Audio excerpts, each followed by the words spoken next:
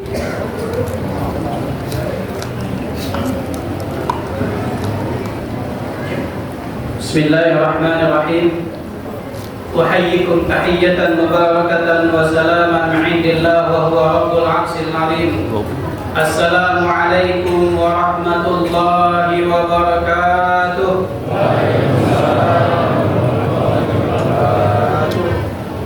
Alhamdulillahi rabbil 'alamin. Alhamdulillahilladzi farada 'alaina as-siyam كما فرض على الذين من قبلنا لعلنا من المتقين. أشهد أن لا إله إلا الله وأشهد أن محمدا عبده ورسوله الذي لا نبي ولا رسول بعده. اللهم صل وسلم وبارك على هذا النبي الكريم وعلى آله وأصحابه رسول الله أجمعين. أما بعد قال الله تعالى في القرآن الكريم وهو أصدق القائلين أعوذ بالله من الشيطان الرجيم شهر رمضان الذي أنزل فيه القرآن هدى للناس وبينات من الهدى والفرقان. وقال رسول الله صلى الله عليه وسلم اقرأوا القرآن فإنه يأتي يوم القيامة شفيعا لأصحابه. صدق الله العظيم وبلغ رسوله الحبيب الكريم ونحن على ذلك من الشاهدين والشاكرين والحمد لله رب العالمين. Segenap pengurus DKM Al-Mu'minin yang dimuliakan Allah Subhanahu wa taala dan seluruh jemaah, bapak-bapak dan ibu-ibu yang hadir di malam hari ini, semoga Allah Subhanahu wa taala selalu memberikan kesehatan kepada kita, memberikan keberkahan, umur yang panjang, badan yang sehat, dan selalu diberikan keistiqomahan beribadah kepada Allah Subhanahu wa taala. Puja dan puji syukur kita panjatkan kehadirat Allah Subhanahu wa taala dengan mengucapkan alhamdulillahirabbil alamin. Salawat dan salam kepada nabi kita, uswatun hasanah kita, yaitu Rasulullah Muhammad sallallahu alaihi wasallam, dengan mengucapkan Allahumma salli ala Muhammad wa ala ali Muhammad. Jamaah salat Isya, salat tarawih dan zikir ya rahmani wa yarhamukumullah. Pada malam hari ini kita sudah memasuki malam yang ke-17. Berarti telah setengah Ramadan kita lewati. Telah kita lewati nisfu Ramadan. Perlu kita bertanya Bapak Ibu sekalian, perlu kita bertanya kepada diri kita sendiri, sudah sejauh mana ibadah kita? Sudah maksimalkah puasa kita? Sudah maksimalkah tilawah kita? Sudah maksimalkah qiyamul lail kita? Sudah maksimalkah sedekah kita? Sudah maksimalkah kebaikan-kebaikan yang kita lakukan, ibadah-ibadah yang kita lakukan di bulan Ramadan ini? Kalau seandainya sudah maksimal, pertahankan, bahkan tingkatkan. Tapi kalau ibadah kita masih gitu-gitu aja, ibadah kita masih sama seperti di luar bulan Ramadan, masih ada waktu sekitar 13 hari lagi. Masih ada kesempatan sekitar 13 hari lagi untuk kita tingkatkan ibadah kita kepada Allah Subhanahu wa taala. Ramadan adalah anugerah terindah dari Allah yang Allah berikan kepada umat Nabi Muhammad SAW. Untuk apa? Untuk kita meningkatkan ibadah kita, meningkatkan qiyamul lail kita, meningkatkan tilawah kita, meningkatkan salat jamaah kita, meningkatkan sedekah kita, meningkatkan taklim kita, meningkatkan belajar agama kita. Kalau bulan Ramadan saja tidak bisa membuat kita berubah, kaum muslimin sekalian, apakah lagi bulan yang lain? Kalau bulan Ramadan saja tidak bisa membuat kita meningkatkan tilawah kita, apalagi bulan yang lain. Kalau bulan Ramadan tidak bisa membuat kita berubah, apalagi bulan yang lain. Hadirin jemaah yang dimuliakan Allah Subhanahu wa taala. Malam ke-17 biasa disebut sebagai malam nuzulul Quran, malam diturunkannya Al-Quran. Tapi mungkin kita bertanya-tanya, bukankah Al-Quran itu diturunkan di malam Qadar, di Lailatul Qadar? Sebagaimana firman Allah, Inna anzalnahu fi Lailatul Qadar. Ya mungkin kita hafal semua suratnya, surat Al-Qadar. Sesungguhnya kami menurunkan Al-Quran itu di malam Qadar, di Lailatul Qadar. Tapi kenapa kemudian banyak orang berpendapat bahwasanya Al-Quran diturunkan, nuzulul Quran itu pada 17 Ramadan. Sedangkan di sisi lain, Lailatul Qadar kita disuruh mencarinya di malam-malam terakhir, di 10 malam terakhir. Di malam-malam ganjil, di 10 malam terakhir. Tentu kita bertanya-tanya, seperti kontradiksi di sini. Pada satu sisi mengatakan Al-Quran diturunkan di malam Qadar, Lailatul Qadar. Tapi di sisi lain ada mengatakan nuzul Quran itu di 17 malam bulan Ramadan. Kaum muslimin sekalian, menurut pendapat beberapa ahli tafsir dan ahli sejarah yang meneliti tentang sejarah Al-Quran, yang dimaksud di sini nuzul Quran pada malam 17 Ramadan adalah turunnya Al-Quran pertama kali kepada Nabi Muhammad SAW ketika Nabi Muhammad sedang tahannut, sedang beribadah, sedang menyendiri di Gua Hira. Dan itulah kemudian peristiwa yang dikenal turun pertama kalinya wahyu, yaitu surat Al-Alaq, yang dikenal dalam kisah itu ketika Nabi Muhammad sendirian di Gua Hira, kemudian didatangi oleh malaikat Jibril. Kemudian malaikat Jibril menyuruh Nabi Muhammad, Iqra, Iqra. Kemudian apa jawaban Nabi Muhammad? Ma ana biqari. Bacalah, kata malaikat Jibril. Ma ana biqari, kata Nabi Muhammad, saya enggak bisa baca. Iqra, bacalah. Ma ana biqari, kata Nabi Muhammad, saya enggak bisa baca. Kemudian malaikat Jibril melanjutkan, Iqra bismi rabbikal ladzi khalaq, seterusnya sampai 5 ayat. Dan ini kemudian dikenal sebagai nuzul Quran, turunnya wahyu pertama kali. Dan ini menurut para ulama, inilah turunnya Al-Quran pada 17 Ramadan. Sedangkan Lailatul Qadar, turunnya Al-Quran, Inna anzalnahu fi Lailatul Qadar, setelah kami menurunkan Al-Quran di malam Qadar, itu adalah turunnya Al-Quran secara jumlah dan wahidah. Bahwasanya Al-Quran setelah turun secara keseluruhan, Allah turunkan ke langit dunia yang dikenal dengan nama Baitul Izzah. Dan itu terjadi di malam Qadar, di Lailatul Qadar. Jadi kaum muslimin sekalian, kalau seandainya kita paham sejarahnya, di sini sungguh tidak ada kontradiksi di sini. Nah, hadirin sekalian, bertepatan dengan malam 17 Ramadan ini yang dikenal sebagai nuzul Quran, maka untuk tema ceramah kita adalah tentang bagaimana kita berinteraksi dengan Al-Quran. Hadirin yang saya muliakan, Al-Quran adalah mukjizat terbesar Rasulullah. Kalau kita baca sejarah kehidupan Rasulullah, banyak mukjizat-mukjizat yang Allah berikan kepada Nabi Muhammad. Tapi di antara mukjizat itu yang paling besar, yang paling istimewa adalah Al-Quranul Karim. Al-Quran adalah mukjizat yang terbesar yang Allah berikan kepada Nabi Muhammad SAW. Secara bahasa, kaum muslimin sekalian, secara bahasa Arab, mukjizat itu dari a'jaza yu'jizu, mukjiz. Apa artinya mukjiz? Yang melemahkan. Artinya apa? Mukjizat para nabi itu Allah berikan untuk melemahkan musuh-musuhnya, untuk menunjukkan kekuatan para nabi itu. Makanya kalau kita perhatikan, kita baca sejarah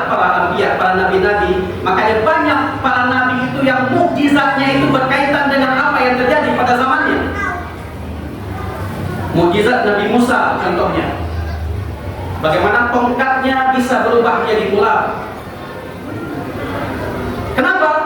Kenapa Allah memberikan mukjizat kepada Nabi Musa, tongkatnya bisa berubah menjadi ular? Karena pada zaman Nabi Musa, umatnya banyak yang menjadi tukang sihir.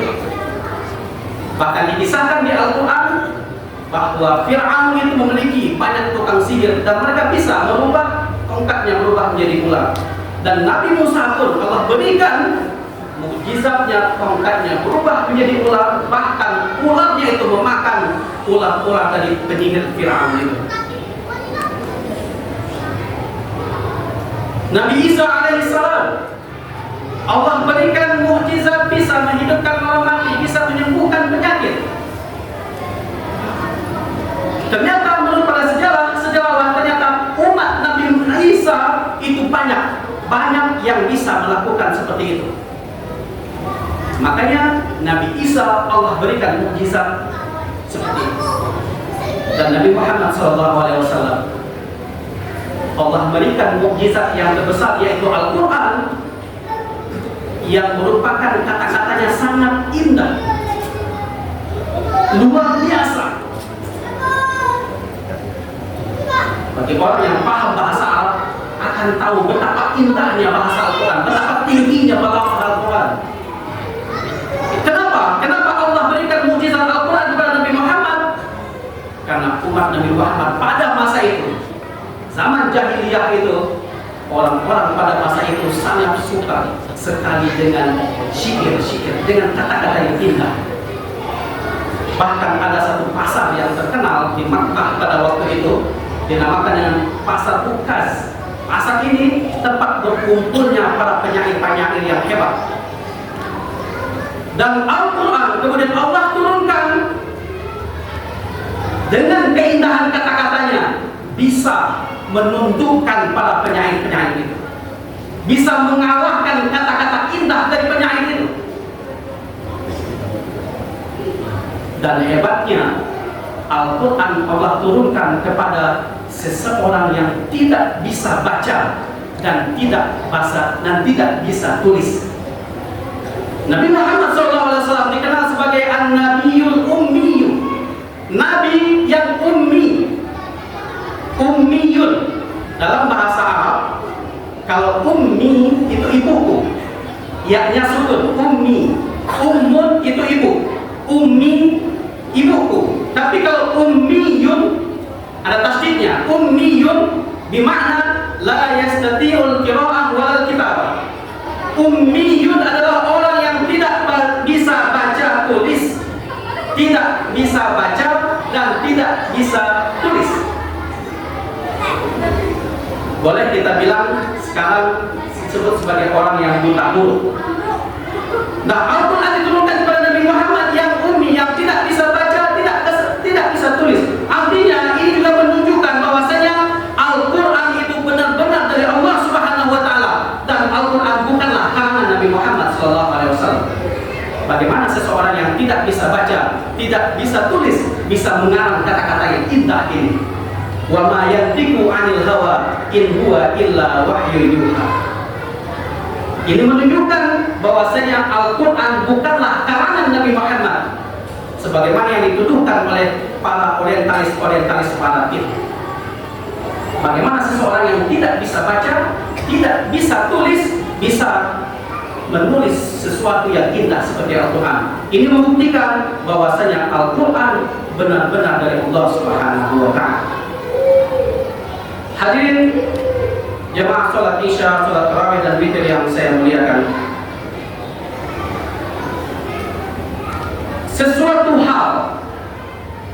sesuatu hal yang berkaitan dengan Al-Quran. Al-Quran adalah mukjizat yang terindah, mukjizat yang paling istimewa, mukjizat yang paling mulia. Dan segala sesuatu hal yang berkaitan dengan Al-Quran akan Allah muliakan. Sesuatu hal yang berkaitan dengan Al-Quran, yang berhubungan dengan Al-Quran, Allah jadikan yang paling mulia. Malaikat yang paling mulia, malaikat yang paling mulia adalah malaikat Jibril.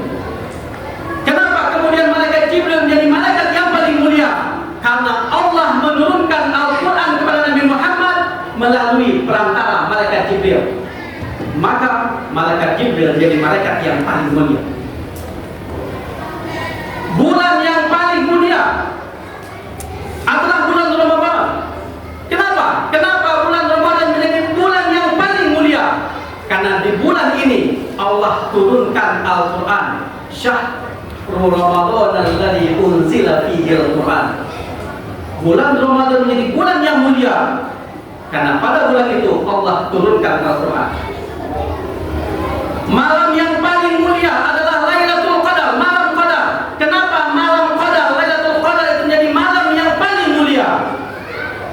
Karena Lailatul Qadar adalah malam diturunkannya Al-Quran. Dan kemudian pertanyaannya, siapakah manusia yang paling mulia?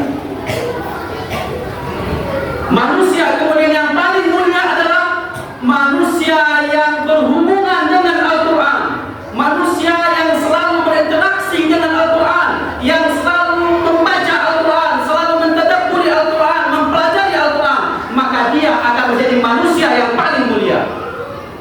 Khairukum man ta'allama Al-Qur'ana wa 'allama.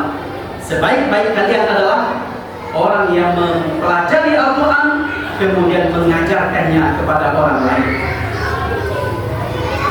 Kalau seandainya kita bisa menjaga hubungan kita dengan Al-Quran, kita mempelajari Al-Quran, kemudian kita ajarkan kepada orang lain, maka kita akan menjadi manusia yang terbaik, menjadi manusia yang mulia, kaum muslimin sekalian. Dan Al-Quran ini, bapak-bapak dan ibu-ibu yang saya muliakan, dan Al-Quran ini ketika kita membacanya di atas dunia, ketika kita membacanya di atas dunia ini, nanti Al-Quran akan datang sebagai penolong kita. Al-Quran akan datang sebagai penolong kita ketika nanti kita sudah berada di dalam alam akhirat kita, yang mana pada saat itu tidak ada satu orang pun yang bisa menolong kita. Sebagaimana digambarkan dalam Al-Quran, فَإِذَا جَاءَتِ الصَّاخَّةُ, ketika kiamat datang, يَوْمَ يَفِرُّ الْمَرْءُ مِنْ أَخِيهِ, seseorang akan lari dari saudaranya, وَأُمِّهِ وَأَبِيهِ, akan lari dari ibu dan bapaknya, وَصَاحِبَتِهِ وَبَنِيهِ, akan lari dari istri dan anak cucunya. Kenapa mereka lari? Kenapa mereka lari, Bapak Ibu sekalian? Jawabannya ada di ayat berikutnya. Likulli imri'in minhum yawma idzin sya'nun yughnih. Karena pada saat itu semua sibuk memikirkan nasibnya masing-masing. Bagaimana seorang ayah memikirkan anaknya, sedangkan nasib dia saja tidak jelas. Bagaimana seorang ibu memikirkan anaknya, nasibnya saja tidak jelas. Bagaimana orang tua memikirkan anaknya, bagaimana anak memikirkan ayah dan ibunya, sedangkan nasib dia saja tidak jelas. Likulli imri'in minhum yawma idzin sya'nun yughnih. Pada saat itu semua sibuk memikirkan nasibnya masing-masing. Kemudian pertanyaannya, apa kemudian yang bisa menolong kita, kaum muslimin sekalian? Salah satu nanti yang bisa menolong kita adalah bacaan Al-Quran kita. Kata Nabi SAW dalam hadisnya, Iqra'ul Quran, Iqra'ul Quran, fa innahu ya'ti yawmal qiyamati syafi'an li ashabi. Bacalah Al-Quran, bacalah Al-Quran, karena Al-Quran nanti akan menjadi penolongmu pada hari kiamat bagi orang-orang yang membacanya. Al-Quran yang kita baca di atas dunia ini, Bapak Ibu sekalian, itu nanti akan datang sebagai syafi'an, sebagai penolong kita di alam akhirat kita, yaumil kiamat. Bahkan tidak hanya sampai di situ, kaum muslimin sekalian. Sebelum kita sampai di yaumil kiamat, selama kita masih dalam masa menunggu di alam barzakh kita, di alam kubur kita, Al-Quran juga nanti akan datang sebagai penolong kita. Di alam kubur, tempat yang gelap, yang ukurannya cuma 1 kali 2 meter, kita berada, kita ditidurkan di dalam tanah, ditutup dengan papan, kemudian ditimbun dengan tanah lagi, tempat yang gelap gulita. Kita sendirian, tidak ada lampu, tidak ada AC, tidak ada HP, tidak ada kuota di situ. Kemudian siapa yang bisa menolong kita? Salah satu yang menolong kita adalah bacaan Al-Quran kita. kubur kita yang gelap gulita akan terang menerang karena Al-Quran kita. Kubur kita yang sempit nanti akan diluaskan oleh bacaan Al-Quran kita. Tempat yang gelap gulita nanti akan diberikan cahaya oleh bacaan Al-Quran kita. Oleh sebab itu kaum muslimin sekalian, dalam tausiah yang singkat ini saya mengingatkan diri saya pribadi dan kepada kita semua, ayo kita perbaiki hubungan kita dengan Al-Quran. Bulan Ramadan dijadikan sebagai syahrul Quran, bulannya Al-Quran ini momen yang sangat pas buat kita, kesempatan emas buat kita kaum muslimin sekalian untuk lebih dekat dengan Al-Quran, untuk banyak-banyak membaca Al-Quran, untuk banyak-banyak mempelajari Al-Quran. Dan kalau seandainya setelah kita pelajari Al-Quran dan lupa, kita ajarkan kepada anak-anak kita ajarkan kepada cucu-cucu kita. Semoga itu nanti akan menjadi ilmu yang bermanfaat untuk kita dan pahalanya akan terus mengalir walaupun kita sudah meninggalkan dunia yang fana ini. Mudah-mudahan tausiah yang singkat ini bermanfaat khususnya bagi diri saya pribadi dan bagi kita semua. Dan semoga Allah Subhanahu wa Ta'ala selalu memberikan taufik dan hidayahnya kepada kita, memberikan kekuatan kepada kita untuk kita bisa terus berinteraksi dengan Al-Quran, kita terus bisa membaca Al-Quran, bahkan kalau bisa kita khatamkan Al-Quran di bulan Ramadan ini. Bahkan bukan hanya sekali, kalau bisa 2 kali, kalau bisa 3 kali kita khatamkan, karena inilah kesempatan emas buat kita kaum muslimin sekalian. Karena belum tentu puasa 2026 kita bertemu dengan Ramadan. Belum tentu tahun depan kita bertemu lagi dengan Ramadan. Ketika kita sudah bertemu dengan Ramadan tahun ini, berarti Allah sudah berikan kesempatan emas bagi kita, dan jangan pernah sia-siakan kesempatan emas ini. Banyak kejadian di tengah-tengah kita. Sudah banyak kita lihat saudara-saudara kita, teman-teman kita, sahabat kita, tetangga-tetangga kita yang tahun kemarin 2024, Ramadan 2024 masih sholat di samping kita, masih bercanda dengan kita, masih hadir di masjid ini. Tapi 2025 mereka sudah berpulang. Dan bisa jadi tahun ini kita masih duduk di sini, tapi Ramadan 2026 kita tidak berjumpa lagi dengan Ramadan. Kesempatan emas buat kita ini jangan kita sia-siakan, dan mudah-mudahan Ramadan tahun ini menjadi Ramadan yang terbaik dalam hidup dan kehidupan kita, dan semoga Allah menerima semua amal ibadah kita, dan Allah kemudian menjadikan kita orang-orang yang bertakwa ketika Ramadan sudah usai nanti. Barakallahu fiikum, usikum wa nafsi bittaqwallah. Subhanakallahumma wa bihamdika asyhadu an la ilaha illa anta astaghfiruka wa atubu ilaik. Assalamualaikum warahmatullahi wabarakatuh.